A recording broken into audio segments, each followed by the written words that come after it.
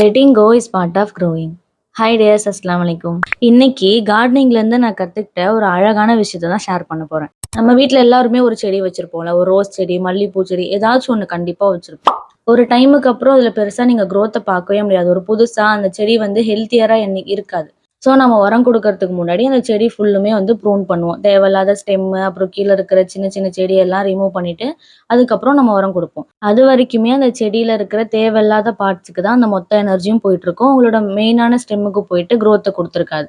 So இதெல்லாம் remove பண்ணதுக்கப்புறம் ஆட்டோமேட்டிக்காக உங்கள் பிளான்ட்டை ஹெல்த்தியராக வளர ஆரம்பிக்கும். நீங்க முன்னாடி பார்த்ததை விட அந்த பிளான்ட்டோட growth ரொம்ப பெட்டராவே இருக்கும். இதே தான் நம்ம லைஃப்லயும். Letting go is not loss. Sometime it's how growth begins. If someone உங்களோட எனர்ஜியை ட்ரைன் பண்ற மாதிரியோ, இல்ல பிடிக்காத விஷயத்த ஏதாவது உங்களுக்கு நடக்கிற மாதிரி இருந்துச்சுன்னா, கண்டிப்பா நீங்க அந்த விஷயத்த உங்க லைஃப்ல இருந்து ரிமூவ் பண்ணிடலாம். Trusting that Allah replaces what's removed with something better. எவ்வளோ அழகா இருக்குல்ல இந்த விஷயம். நான் ஒரு தடவை ப்ரூனிங் பண்ணதுக்கு அப்புறம் இந்த லைன்ஸ் எல்லாம் என்னோட ஜேர்னல்ல நான் எழுதினேன். அண்ட் ஹவ் சூப்பர்ல.